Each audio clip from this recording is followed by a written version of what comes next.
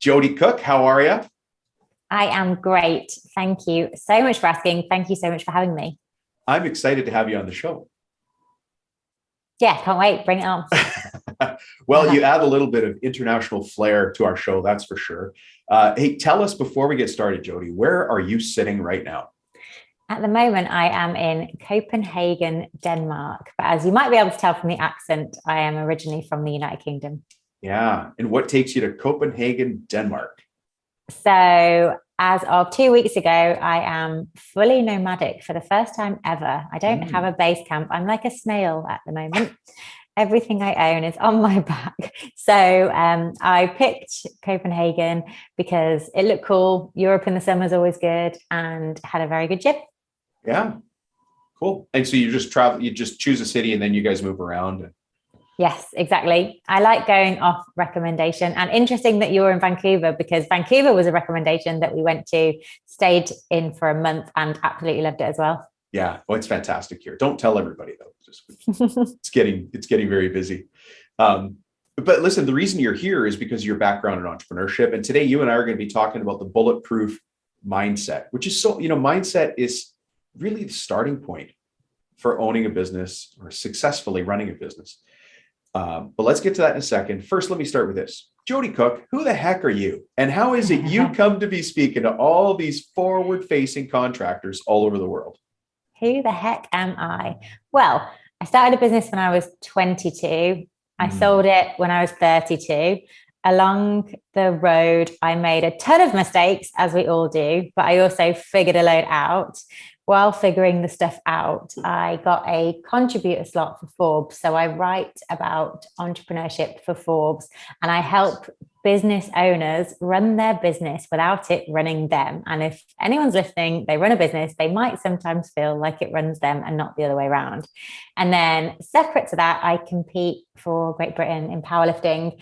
I weigh 125 pounds and I can deadlift 408. We were just talking about that before the show. So that put me in my place because I do not weigh 125 pounds. I'm closer to 230. And I hurt myself. I got a hernia trying to hit 400 in my deadlift. It's all in the mindset. Well, it's not my mindset that I hurt.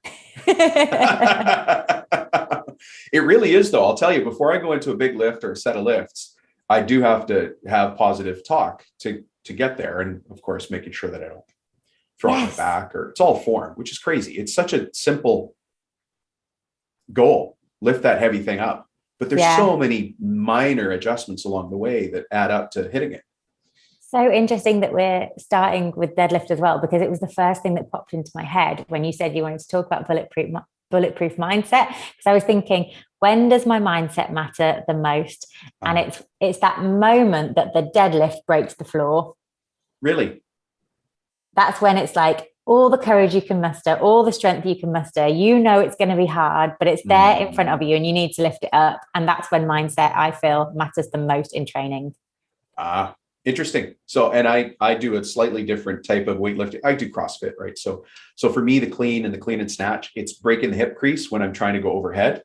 And I have shoulder problems from years of swimming. So anyways, there you go. How fitness and sport relates to business. And hey, you're still an entrepreneur. Do you still work out as part of your daily routine?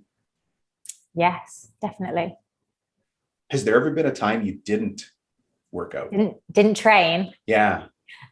Well, I've been training and competing in powerlifting for about 6 years. Before that, I was a vague gym goer and runner. But in the last 6 years, I would say it would be easier. It's easier to go and train than it is to not go and train. I think a day without training, I would feel really strange and I would have all this energy and I wouldn't know how to expend it. So no, I always train. I have a weird frustration on the days I don't train. And there are days I certainly miss because I'm busy or I'm getting ready for an episode early in the morning or something. And I actually don't like it. I don't like the days I miss, other than Saturday and Sunday, because I'm on dad duty and that's first priority. But Monday to Friday, I feel like I have to start the day with, I love discipline and routine. I love Vern Harnish said that systems will set you free. It seems boring, but there's so much room within the discipline of preset systems. I feel like I'm on a soapbox and you're the guest. Jody, how do you feel about discipline as an entrepreneur? I feel really good about discipline. I totally agree that systems set you free. And recently, I've actually applied discipline to relaxing because I realized that I wasn't good enough at relaxing. And now I'm much better at it because I stopped letting other stuff creep into it and I just focus on relaxing. Yeah, relaxing sounds fun. Imagine. Sounds interesting. Yeah. So you know who the audience is here, right? These are a group of people who, in many cases, did not set out to be entrepreneurs. As a matter of fact, the fact that I just said entrepreneur might make some of them go dry in the mouth, have a pit in their stomach, because they don't see themselves as entrepreneurs, even though they're out there creating jobs for others, creating opportunity out of nothing, and building a business. How does mindset impact, or for you, how has it impacted your growth as an entrepreneur? It's interesting that you said that people listening might not think of themselves as entrepreneurs, because I think that I didn't necessarily feel comfortable using that term for a very long time. Me too. And when I started out, it was like I was pretty much a freelancer. I was a contractor. Like I was getting contracts and I was doing the work. And then after that, it was where I kind of figured out how to get other people involved, that I started feeling like I actually ran a business. Whereas before that, it was very much, it's me, I do the work, I deliver the work, I do all the admin around it. And figuring out the part of my brain that was the maker and the part of my brain that was the manager took some doing. And I found that the mindset and the discipline required for that was to completely split them out. So I used to do it by splitting out my days so that I'd be the maker in the morning and the manager in the afternoon, because I just thought this is a completely different part of my brain. Yeah. So I want to do the artistry stuff when I wake up, when it's fresh, and I want to do all the admin stuff in the afternoon when I could be asleep. I could be asleep writing invoices. It doesn't really matter, but I can't be asleep doing the work for my clients because that's matters. The creative part. Yeah. Yeah. So how do you apply discipline now to your life as an entrepreneur? I guess I apply the discipline at first when I'm trying to create the habit. And then when the habit's there, you almost feel like you don't need the discipline to do it after that. And that might be deciding for a week that you're not going to check your emails before 11 because you want to do real work before then. And then once you do it a few times, it gets easier and easier. And then it becomes a habit after that. So I try not to rely on discipline for too long, because I think that would be exhausting. I almost think of it as like, like a video game character, and they've got those little bars of energy, and they've got like they run and jump, and then their energy bar goes down. I think of me as that character in the morning, and that's my highest energy. And ideally, I don't have to make stupid decisions like what to wear, what to have for breakfast, all that stuff, because that's just going to run my energy down, and then I won't have any left for the doing work that matters. So the discipline turns to habits, which then means I can do stuff that I know I want to do without it running my energy down.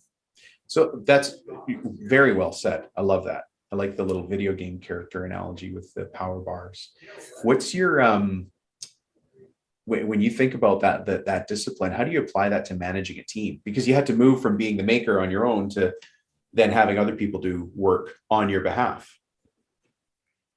The example I can think of that is most applicable there is when I had a team of, I'd say there was about 10 of us at the time. And I created, with the help of my team, a manual for the business. And so it started off with every single process that happened in the business. I think there was about 60 different lines. Fantastic. And then I made a plan for who should do this process in the future, because most of them were me at the time. And so all these processes were in column A of my very fancy spreadsheet. Column B was who did it now. Column C was who should do it in the future. Yeah. And that was the name of someone I already employed. That was the name of someone I was going to outsource to. That was the name of a software system, or it was just don't do it. And then I set about turning each of those processes into different like SOP documents, pretty much, because I wanted the confidence that if I wasn't going to be doing that process, whoever was going to be doing it was going to be doing it to a really, really high standard, because it's the brand, it's the company, it matters. And so it always worked better when the team member who was going to be running the process made the SOP, not me, because I figured Love it, because then they have buy-in, right? yeah, they have buy-in, they've created it. It's kind of their process rather than something that they've just been told to do from me. But after that was in place, I found it sometimes really difficult to not get back involved. And I had to differentiate between someone running a process their way and someone running a process the wrong way. Because just because it's not my way, it doesn't mean it's not right. It's just different. And that's tough, right? That is incredibly mature and wise. Yeah. Like, okay, say that again. I had to differentiate between somebody running a process a different way and not just assuming, oh, it's different, it must be wrong, but thinking it's different, it could be right, it could be better. I want these people to come up with better ways of doing things, so I need to let them do it. So that involved a lot of journaling and thinking about it to make sure that I wasn't getting back involved and screwing everyone over because I was just a micromanager. Right. If I'm going to summarize, this is something I have to deal with, is getting my ego involved. I have to get it out of there, right? The goal is to get the task done, not to get it done my way. Yeah. But also, and this is where the discipline came in, also making myself intentionally unavailable so that my team became resourceful and ran it themselves and didn't use me as Google. As the company Google. Yeah. Because every business owner is the company Google. That's what happens. Someone has a question, they ask you. And sooner or later, it's like you need to turn all those questions into a manual document. And then when they ask you a question that you know full well is in the manual, you say, I'm sure that's in the manual. And then they go, oh. And then you're like, have you checked? And then they say no. And then you're like, oh, maybe check. And then the next time they check it first. And then eventually you're not needed for those one-off things that you were needed for before. Let's take a break for a moment here, because I want everybody to understand I'm talking to you from where I sit and you're sitting where you sit, and neither of those two places where one of our listeners is sitting.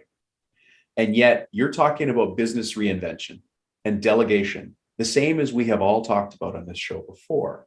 So what's cool is over in Europe, you're saying the same thing works that we're talking about in North America and that some of us struggle so much with, which is not taking the monkey on my back. When somebody comes in and says, hey, Dom, how do I get such and such from the plans? Or how do I know how many skids of this are going to be dropped off? I would say, how do you know how many skids of this are going to be dropped off? I go, I don't know.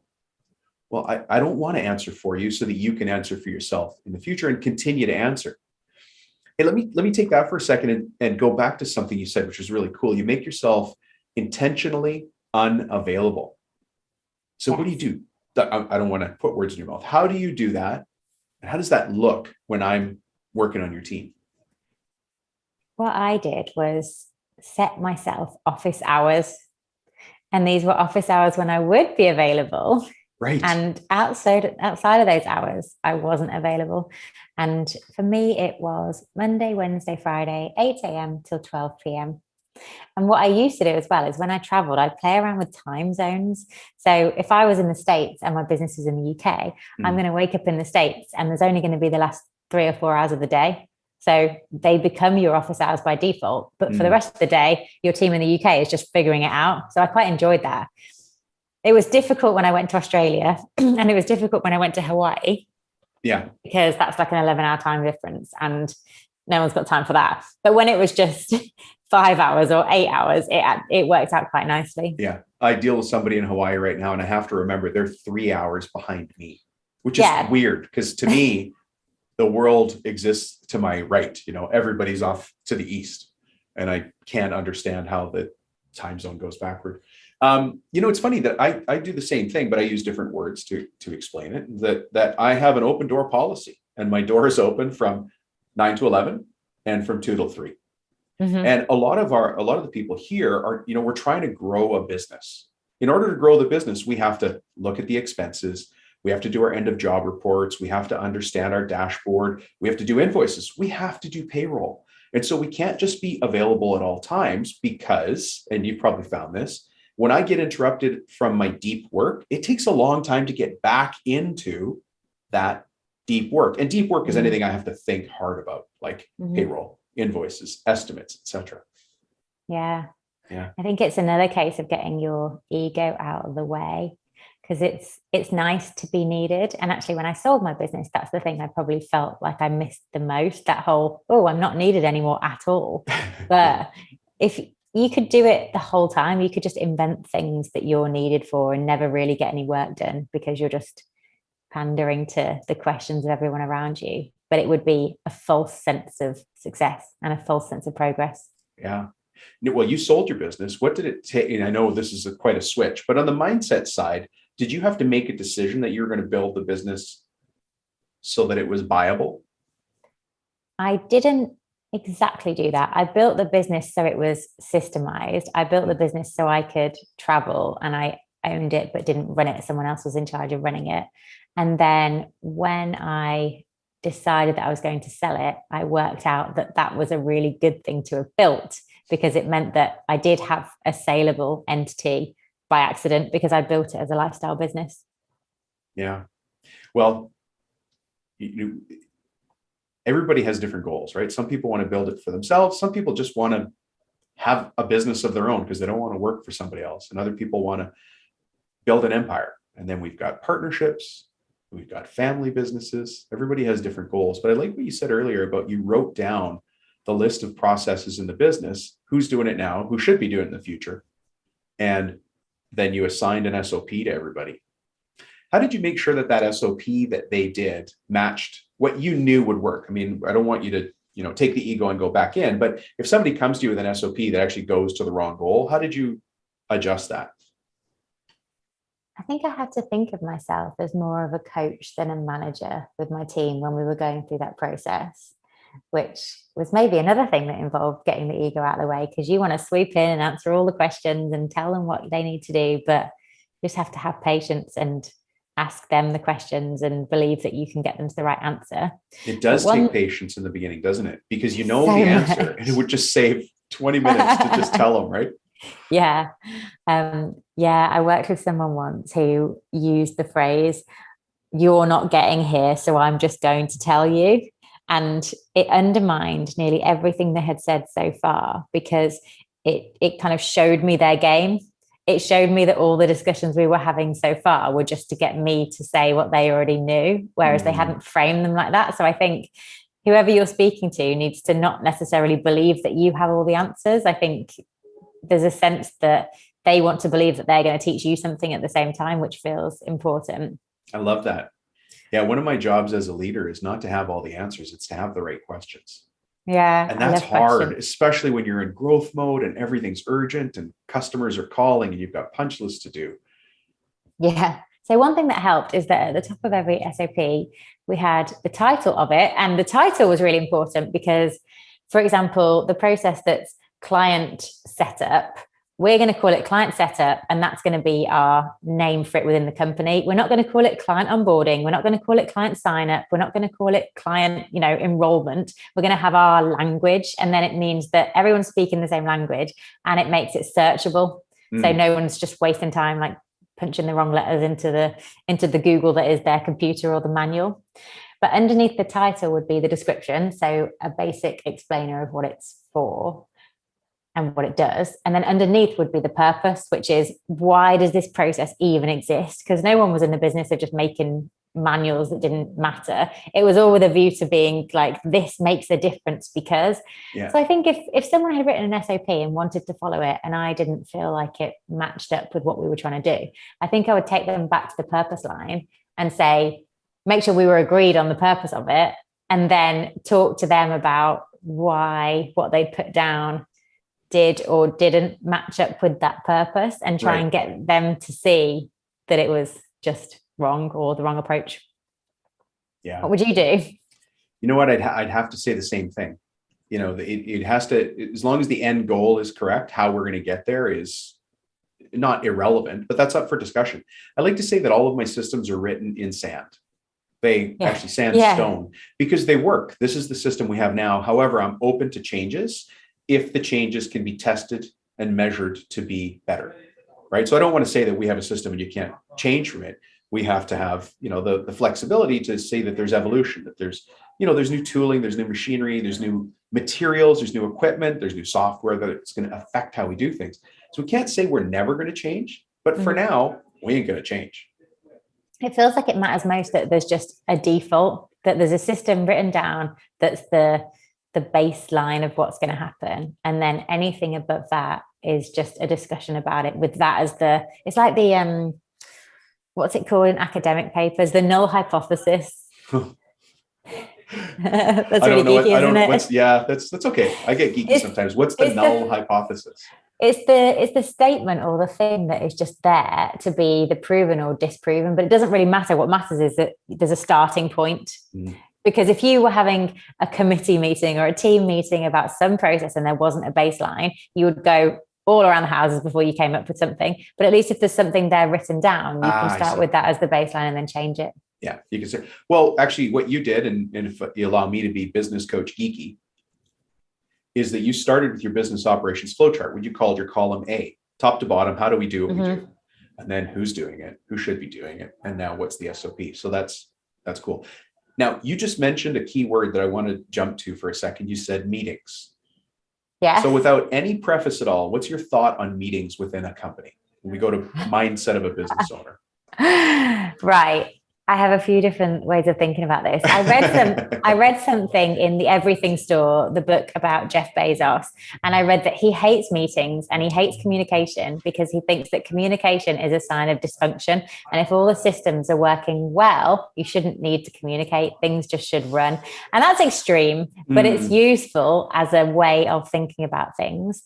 I think meetings can be more useful as a way of getting everyone on the same page than getting any meaningful discussions done. I think often you end up just talking about the stuff and it takes away from the time you could spend doing the stuff. But as a way of communicating and making sure you're on the same page and making sure that you like each other and see each other, I think they can be really useful. I think if a meeting's there to make sure someone's doing what they say they will, or to try and catch someone out, or to monitor someone in some way, then that's probably a giant band-aid that's covering up a load of other problems. Did you have a meeting rhythm in your company? Yeah. Every Monday there was a whole team meeting where it had a certain agenda. It was about half an hour, and Joanna, my general manager, ran it. Yep. And then Joanna and I would have meetings probably about every 2 weeks, but it was up to her to call them. She had the agenda. She'd pretty much just collect up bullet points in a list, and then she'd say to me, let's have a meeting whenever she was ready. It would be up to her to take the notes. It would be up to her to follow up. And she was very much the organizer and the person who orchestrated everything afterwards. And I'd say that they were a lot of the time more like coaching discussions than meetings where we both had actions and things because of our relationship and how we work together. Yeah, it's interesting. That's a different take on meetings. Because obviously I've done many episodes of this show and I talk about meetings and how I believe meetings should happen. I think meetings have to have a purpose. I don't like wasting time in meetings. I want meetings to be as short as they need to be, painfully short, with the painfully least amount of people in there. Because if you're in that meeting, you should be leaving with a to-do, or you should be there to give info, but you shouldn't be there to visit. Like if you leave wondering why you were in that meeting, we both have done something wrong. Like I shouldn't have invited you. I should have let you go do your work. I think that since owning a company, I much prefer asynchronous communication. So voice notes, email, messages, a more fluid way of operating. I think when I sold, I found it interesting that people wanted to have meetings with me and they'd be like, are you free at this time? And I was thinking, yeah, but I don't want to book it. I was so keen on making the most of the freedom that I'd got myself that I didn't see my diary as something to book, especially as I didn't really have a business or a job or a role anymore. So that's when I really moved over to asynchronous communication. And even now, if someone wants to call a meeting with me, I'll see if we can do it via voice note instead. Yeah. Well, and that's just a reflection of the kind of business you run and the way you do it now, because you're the ultimate in remote. You're a global nomad, right? Yeah. So time zones, doing things on your own schedule. I like training in the middle of the day. So I would never book a meeting at 11 a.m. because I'm always in the gym. So I just like being more flexible and having things booked in. Yeah. Here we find, it's contractors, right? So we're on a schedule where we've got a crew who needs to show up at a certain time, who needs to do a certain job in a certain amount of time. And so there's a little more, it's just a different way of running that particular style of business, right? But I think that what I'm learning and relearning from you is that we have to keep looking at how we're doing what we're doing. Can't assume that we're set in place all the time. That asynchronous communication that you're talking about, I can't believe how many different messaging platforms I have. We've just added Telegram. We've added Monday.com. I've had Slack for a while. What else is there? Sometimes hit me on Facebook Messenger. People hit me on LinkedIn. And I don't check all those sometimes. And so they're there to be instant communication. But if I'm not checking it, it's not happening. Yeah, I end up, if there's someone who I want to respond to, I'll end up just giving them my email address or giving them my WhatsApp and say, either email me or voice note me. Yeah. And then it's like fewer, you're kind of funneling people into fewer channels. And especially since I've had my new book out and the book launch stuff, and messages have gone crazy. So I find that I miss messages from my friends in things like Instagram. So I'm like, just don't even try and reach them that yet. Yeah, if you're a friend, use the bat channel. Yeah.